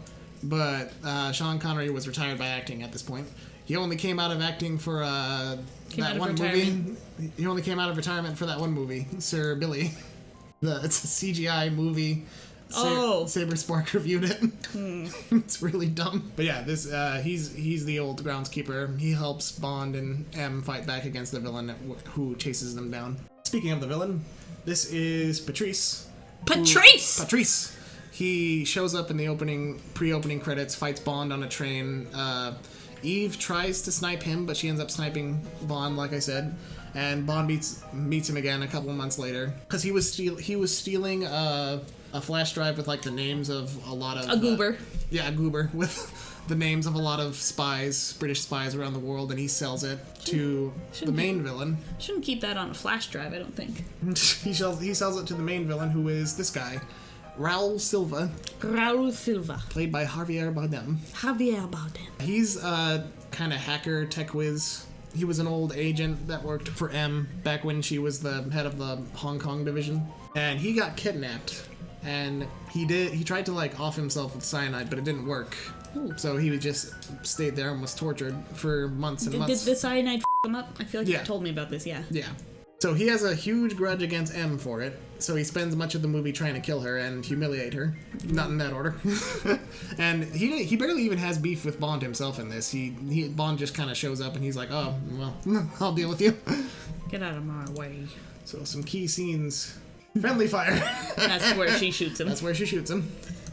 And, the cinematography in this movie is really good. This, Roger Deakins, I think. He's really respected cinematographer. I think he's been nominated and for a lot of Oscars and even won a few. Possibly, I don't know. But the cinematography, especially in this scene where he goes to a restaurant in Macau, is one of the things that got me interested in the movie when the trailers were coming out. That's what made me watch the whole series. It does look pretty cool. It's pretty cool. So Silva gets kidnapped by MI6, but he escapes. He wanted to be kidnapped, you see. A lot of the second act of this movie takes inspiration from The Dark Knight.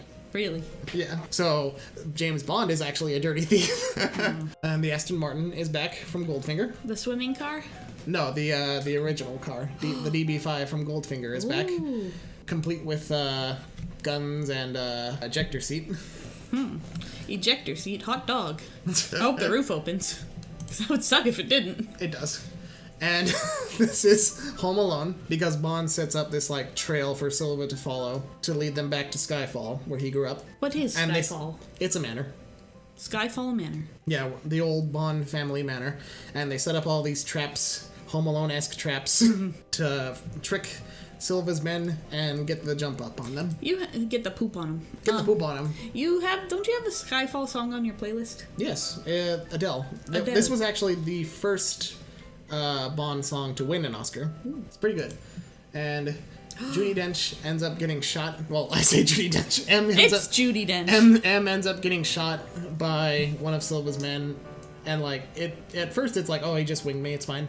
But, like, they don't attend to it, and as the night goes on, she gets weaker. Yeah, okay, don't let movies fool you. Gunshot wounds are serious, even if it just, like, grazes you. Like, get that looked at. And she's old. Yeah. So, even though Bond ends up killing Silva at the end, M dies, like, 5 minutes later, and it's one of the... Not even 5 minutes, like 5 seconds later, and it's one of the few scenes where Daniel Craig Bond openly cries. Aww, feelings. Full circle. This is the ending of Skyfall. This is the ending of Skyfall, and it ends in a really cool fashion, I think. You know, we've never formally been introduced. Well, my name's Eve. Eve Moneypenny. I look forward to our time together, Miss Moneypenny. Morning, 007. Good morning, Tanner. Just got through a pig. So, 007. Lots to be done. Are you ready to get back to work? With pleasure, M. With pleasure. 50 years! 50 years. This was the 50th anniversary of James Bond. Bond will return in Endgame. Bond will return in about 3 years. Why do I immediately forget all the details about this movie? I don't know. I thought I'm not very good at explaining them, to be fair. Because I feel like it's good, but I don't remember why. Hang on. Let me just look. Oh yeah, Paddington's in it. So. Paddington? I think this one is probably good, actually. Do what your heart tells you. Yes, I think it's good, actually. So, Spectre. Spectre. Guess who's back? Back again. Spectre's back. Tell a friend. So by the time, I think Skyfall, or a little bit later... Is that a cowboy skull?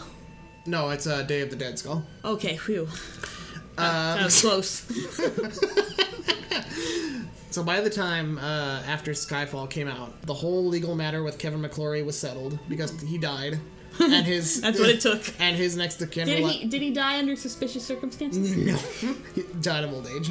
He never stopped trying to make a James Bond series for himself. I forgot to mention during Octopussy he actually did release Never Say Never Again. Never say never. Which starred Sean Connery in a. This is a movie made of pure spite. Sean Connery kind of had bad blood with the producers of James Bond. And Kevin McClory also had bad blood with them.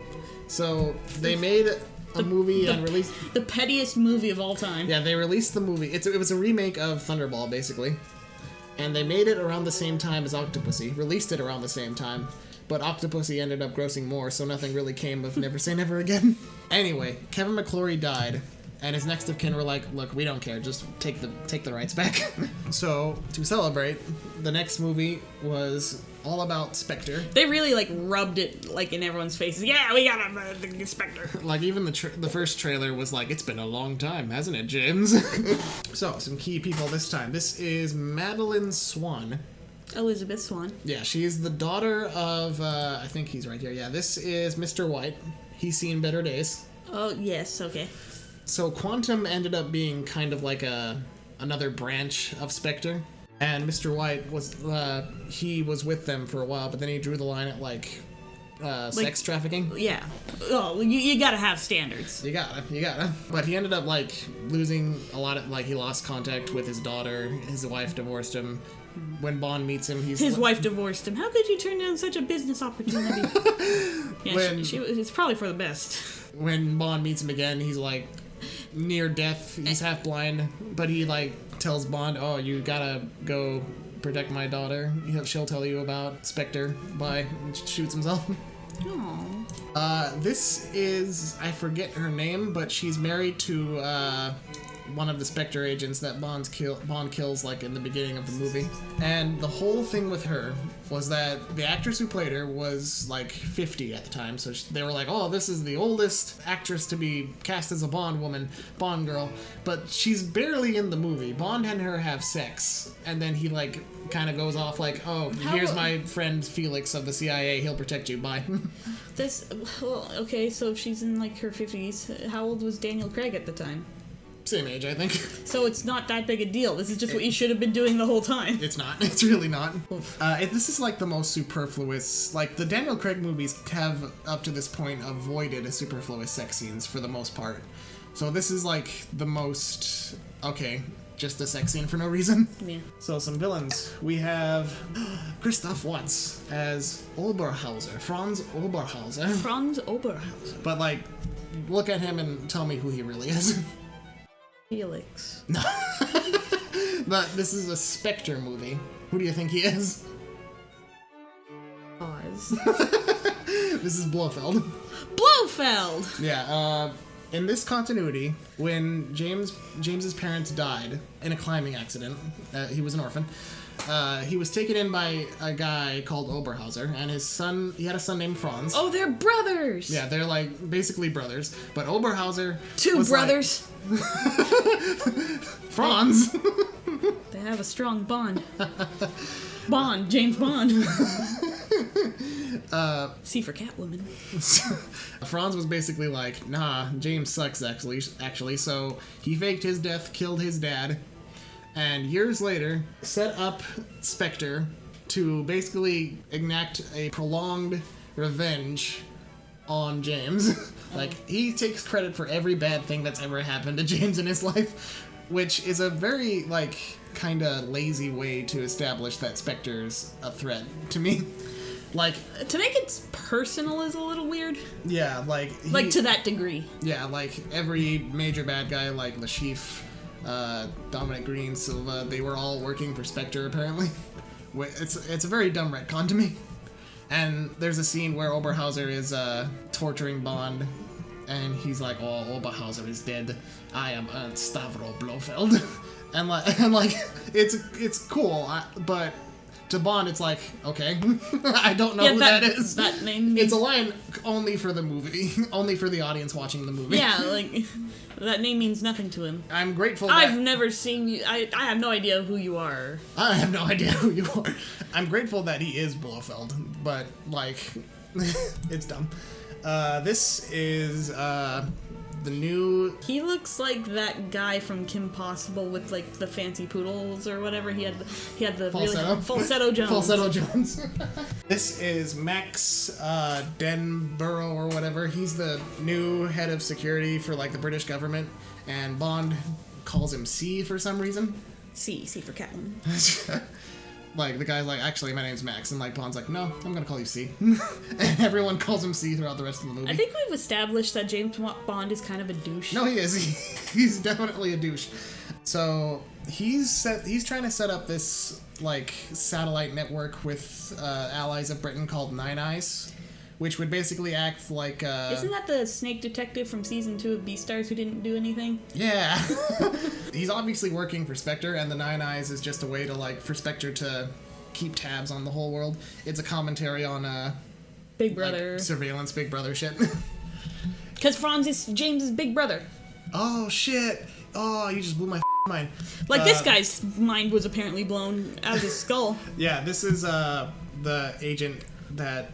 the Spectre agent that Bond beat up in the beginning of the movie and seduced his wife later on. Ew! He's the first clue Bond has about Spectre, because he fights him in Mexico City during Day of the Dead and, like, steals a ring that has the Spectre octopus insignia. Spectre is just called Spectre in this. There's no, like, special executive for counterintelligence, because they're all cowards. And the muscle of the movie is Mr. Hinks. Hinks! Mr. Hinks. Dave Bautista. Ooh. He never speaks, except for once. His gimmick... Oh, like Jaws, when he falls in love. Yeah, only when Mr. Hinks speaks, it's like during a train fight, which evokes Jaws and Spy Who Loved Me, but it's during a train fight, Bond hooks him up to these barrels that are falling out of the train, and he looks at the rope and the barrels, and he goes, shit. And then he falls off the train, presumably to his death. Cussing. His first scene, he has these really long fingernails on his thumbs that he used to, like, gouge someone's eye out, but they never come back again, so it's a little weird. He's just got a coke nail on each thumb. It's Dave Bautista, and so he has, like, the makings of a good Bond heavy, but, like, they don't really do much with him, sadly. So, some key scenes. Day of the Dead Parade in Mexico. This was actually made up entirely for the movie. Before this, there were no Day of the Dead parades in Mexico, but, like, they made all these floats and shit, and so Mexico's like, you know what, we're gonna do this for real every Give Day those of the to Dead us. now. Yeah, give us those. So that's pretty neat. Big Brother is watching you. The Nine Eyes again. Yes. like sparrow's egg. Oh, this is a cuckoo. A cuckoo. A cuckoo bird. Franz Blofeld. He equates Bond coming into his life as a kid to a cuckoo bird pushing him out of the nest. Yeah, for people who don't know, cuckoo birds are assholes. They find another nest to lay their egg in, and their baby, when it hatches first, pushes all the other eggs out, and then the parent, even if it's very clearly not, like, their baby, like, sometimes the baby is bigger than the surrogate parents, but, you know, just instinct tells them to feed it. Yeah. So thank you, cuckoo. I find it really funny, because, like, when this movie came out, a few months later, like, Jungle Book came out, and Shere Khan also has a scene where he describes the cuckoo bird. Like, cuckoo birds were really big with villains in 2015, It's a 2016. good metaphor. Agatha all along. Yeah, this is the Blofeld twist. Right. Although Agatha Harkness was actually a good twist. And then the cat, the most important character in the whole franchise. Holy shit, it's another day. Like, all throughout the movie, I was the Bond fan to me was like, all right. Is he Blofeld? Is he Blofeld? Just tell me if he's Blofeld or not. And then, like... Then he turns to the camera and says, I'm Blofeld, and lifts his cat into frame. But, like, there's the scene where Bond is tortured. He, like, slowly wakes up. Like, the light comes back. It's overexposed. He looks down. There's the cat just sunbathing. And I was like, yes, the cat's back! Because he wasn't in any of the trailers or anything. And this is all I care about. Whee! So that's the end of Spectre. This one, it sounds like it had some cool elements, but didn't execute them really great, so I think it's just average. Yeah. And last but not least, No Time to Die. Okay. So, this hasn't come out yet at the time of our recording this. I see that the poster says April 2020, and even that wasn't the original date, right? No, I think it was the original. No, yes, then it was pushed to November, and then it was pushed again, right? Yeah. Yeah. So, some key people in this movie. That's Madeline Swan coming back. Okay. Because she and Bond actually started a legit relationship at the end of Spectre. But, like, their romantic chemistry wasn't there, so I'm hoping this one kind of adds more. This is the new 007, because Bond actually quit in the last one to be with Madeline. Interesting. And Felix is back. This is another agent played by the lady who played Marta in Knives Out. Nice. And they say that the main crux of the plot is that this guy who plays a doctor is taken, and that's what kicks off the plot. I don't know who he is. I don't remember his actor's name. We'll find out. And then we got some villains. Blofeld is back, but I think he only provides like a Hannibal Lecter scene in prison, based off the trailers. And the main villain... Oh, there's also this guy, I guess. The guy who played the White Prince in Aladdin. He may or may not be a villain, I guess. I don't know yet. And this is the main villain, what's his name? Phantom of the Opera. Safrin or whatever, played by Rami Malek. His mask is cool. I like his... I dig his outfit. There are some fans who think he might be a new take on Dr. No, so that'll be interesting if he is. Dr. No was the first one. Yes, it'll be full circle. Key scenes... I don't know. We haven't seen it yet. We haven't seen it yet, but by the time we get back to this, we will have seen it, and we'll give you our thoughts. Oh, yeah? Yes. Cool. Yeah, but until then, I'm going to show you guys my ranking of the movies, and we'll compare and contrast. So this is my rankings. Okay, yeah, I see we both agree on the trash. Yeah, I think that's the major thing we both agree on. What are some differences that strike you? Well, I see that you didn't put Diamonds Are Forever in Amazing tier. Well, like, I love that movie, but, you know, from a critical perspective, it's not very good. Like, there are parts about it that just aren't good, even though I really do enjoy it. I don't think our bad tiers are the same at all, except for this one. Which one? This one. Oh, Die Another Day, yeah. Yeah. I really enjoy License to Kill. Like, just from a pure 80s action movie perspective, it does a lot for me. I think it's really interesting that you've seen all these movies and I haven't, and your list is wrong, and mine is correct. Yeah, I wonder where... I think, even though mine is lower, our rankings of Diamonds and Octopussy are the same. Yeah. Yes. Well, I guess we'll have to wait and see if James Bond you die again. Die and die again. Die and die again. Why isn't that the title in a Bond movie? Well, we'll see where it lands. We will see right now. Bond. James Bond Jr. So we have come back from No Time to Die. We didn't do a gag where we leave the recording to go see it. Did we? I don't remember. I thought we did. Maybe we did. If we didn't... It's been like 2 weeks since we recorded. Yeah, and I haven't even started editing the proper part 2 yet. Anyway. It's all good. We went and saw No Time to Die, James Bond number 25. Yes, and there was plenty of time to die. This is the longest James Bond so far at nearly 3 hours. And at number 25, it's the first one and only one I've seen. What did you think? I liked it, actually. Like we mentioned before, I'm not the biggest action movie person, so a lot of fight scenes and car chases don't really... Cats are screaming. They don't really do it for me, and my mind kind of drifted at those parts, but, like, I liked, like... Drifted, like Tokyo Drift, James Bond confirmed. I'm just trying to make a serious review for your serious YouTube channel. My serious YouTube channel. And, like, I don't really know the characters that well or anything, but, I mean, I will say that the explanations you gave me were, like, adequate to go into this movie with. So. Yeah, like, whenever she had a question, I'd just whisper, oh, that's Mr. White's daughter, or... Like, and then, who's Mr. White? And then oh, he was the such and such and but, like, such. I could go into it knowing who M and Q and P and R. and Pennywise Well, and there's no R in this number one. 6 and all of them. So, but, like, I liked the plot, and I liked the progression of events. Yeah, it was very, It was interesting. It had a nice flow. That's a cat messing with a bin. Yeah, I liked, like, the ideas of it. Yeah, it's one of the structurally good James Bonds, because there's, like, Quantum of Solace is one of those ones where it's just go here, fight scene, and this one was a lot more evenly paced out, I think, even at its very long runtime. Yes. Did nothing to quell my headcanon that Benoit Blanc recruited Marta, and because he was just an alias for James Bond. This, if anything, this just further proved it. Benoit Blanc is James Bond confirmed. There were 5 years in between this and Spectre, so he had a lot of stuff to do. Yeah, and depending on Marta's role in Knives Out 2, if she's in it, we'll see whether he kind of took her under his wing first before she had her 3 weeks of training. We'll see. Yeah, she was really fun. Yeah. She only there for one scene, and that yeah. was kind of a disappointment because she was all over the trailers and marketing. Yeah, she was really good. But yeah. Well, everyone was really good. Everyone was really good.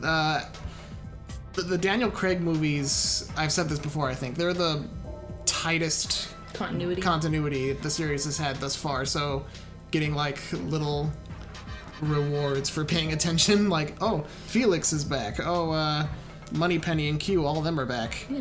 And there's a... I know all these characters. Yeah, there's just being with the series and that was a cat. Yeah. Even beyond the Daniel Craig movies, they do a lot of homages to On Her Majesty's Secret Service in this one. Oh, I could feel you reacting to things. I was like, oh, that must be something. Like... You know what this movie doesn't have? What? Pussy Galore's Flying Circus. Damn it. It goes in the trash too. Honestly.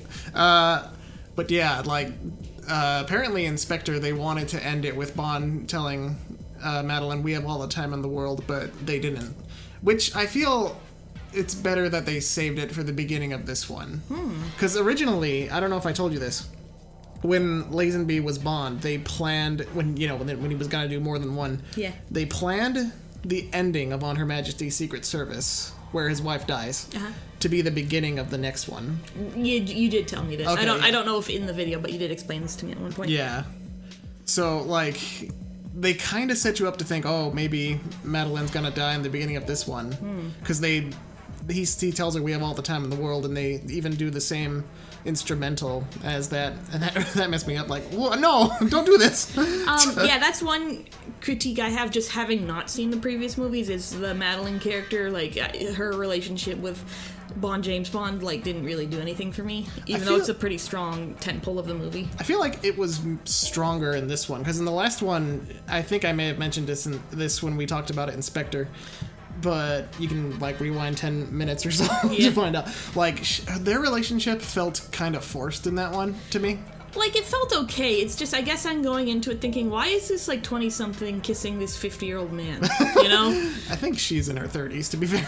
That's still... It's still an age gap. It's still an age gap where I'm apparently, Vesper, Bond goes to visit her grave in this one. Apparently, she was only, like, in her 20s. Yeah. And Daniel Craig was at least 40 when he was cast as James Bond, so that's weird. Yeah, I'm not into that. It's a little weird, but whatever. We're used to it because of Hollywood, but... the government. The government. Says women can't be old. But go ahead, sorry. Oh, I was just gonna say there's a lot of cool moments. I really liked the plane they had at the end that turned into a submarine. That was cool. That was pretty cool. The way he does a kill in a forest is like the coldest shit I've ever seen in a movie. Think the scene from For Your Eyes Only where he tops a car off a cliff. Think the scene from Mr. Plow. Mr. Plow. Actually, for some reason, the layout of it reminded me of How to Train Your Dragon when Hiccup Toothless in the woods. Dude, but I had a brother. His name was not Toothless. Yeah, that's a line for people who've seen the movie. Yeah, we're not gonna spoil it. We're no spoilers in this one. No, but like because it's a brand new movie. Yeah, if you've been with the series even beyond the Daniel Craig movies, there's gonna be a lot of moments where it's like, oh, they came for me. Yeah. They came for me. And if you haven't seen any of the movies, but you've watched our summaritions of the last 24, you're probably going to be pretty good actually going into this one. Yeah. My husband did an adequate job. Where do you rank it? I would rank it, I believe, I have a photo of the tier list here. I'm sure I'll pop it up. I think I would rate it as first in my good section, actually. Yeah. I think Casino Royale and Skyfall, as like overall experiences, they do a little more for me. But this, No Time to Die was a very visceral kind of experience. Whereas Casino Royale and Skyfall leave you a little more like, yeah, I'm pumped. Yeah, so you'd think this being the one that I've actually seen, I should rank it pretty high. It was kind of bad. I'm kidding. It certainly doesn't top Pussy Galore's Flying Circus, but I'll put it at the top of good for an action movie, you know? Yes, I think that would actually put it before Pussy Galore's Flying Circus. No! Hang on, I don't actually have my list open. Yeah, you ranked Octopussy and Diamonds Are Forever as amazing. Yeah, so I put it at the... So and you ranked Goldfinger in the good section. Oh, it's Goldfinger. It is below Goldfinger. Yeah, fair enough. I don't remember which Bond girl goes to what. I thought Pussy Galore was in Octopussy. You would think. How many women named Pussy can there be? So many. Too many pussies. What do you think the series... Ooh, Q had 2 cats. He said he had 2 cats in Q. He is the octopus. they were sphinxes, and he's gay. He's gay? So is Hector. Yes. Yeah, no, exactly. Paddington, right? Yeah, Paddington. How delightful. Paddington is the next James Bond, confirmed. Well, who do you think is going to be the next? I think they set up the new 007 for it, but I don't know if they haven't set it up in the actual movie. Well, she's 007, though. Well, yeah, but she's not going to be the next James Bond. I think if they're going to continue from the Daniel Craig continuity, if they don't, like, just reboot the series again, which feels to me kind of like, I don't know, you put in all this effort into the Daniel Craig reboot, I feel like it makes sense to kind of just make they've already killed Dame Judi Dench, so where do they go from here? Oh, yeah, there was a nice little tribute to Judi Dench's M and also Robert Brown's M in the movie, which surprised me, because Robert Brown is one of the more forgettable M's because he had the shorter tenure. So that was nice. Bernard Lee does not have a picture in the M office, but he apparently had a picture in The World Is Not Enough, so there you go. Anyway, what was the question? The people cleaning up the theater after us said it's not going to be Idris Elba, so I don't even know what the point is going forward. Yeah. They have said that James Bond will always be male. Well, James Bond can be, but 007 can be someone different. Well, I'm not going to spoil it. I don't have any idea who's going to be the next James Bond, but like based on this movie. And I don't know if they're going to keep going, but this would be a great time to make the headcanon that James Bond is just a codename canon in the series, and without spoiling anything. Now Benoit Blanc can go off and start his own detective agency. Benoit Blanc in It's Sometime to Die. A little spoiler warning. I half expected a lame cop-out a la The Dark Knight Rises at the end where they're dropping down the street. Yeah, not to spoil anything. Maybe don't include this. Yeah. Or maybe include spoiler warning just before we start talking about it. We'll take a little spoiler warning. A little spoiler warning. You can put that before. So yeah, I don't have any idea who they're gonna. They say they're gonna announce who the next James Bond is next year. So that'll be interesting. That'll be delayed for 3 years. Yeah. The only caveat I have to James Bond is that he needs to be British. That's pretty much it. Everything else is fair game. British. He's British. He's British. Maybe have another Scot. With a Scottish man. James Scott. Shaken not stirred. Sit by the fire, granddad, and have some soup. We watched Dragonheart the other day. We should watch the sequel now. I am the last one. He was the first. Maybe he will be the last. There is some time to die. Maybe whoever played the dragon in Dragonheart 2 will be James Bond. Maybe. Well, let's find out. Let's find out. So that's it. That's No Time to Die. That's all the James Bond movies. Thank you for joining us on this journey. On this journey. And now we have all the time in the world. Da-da-da!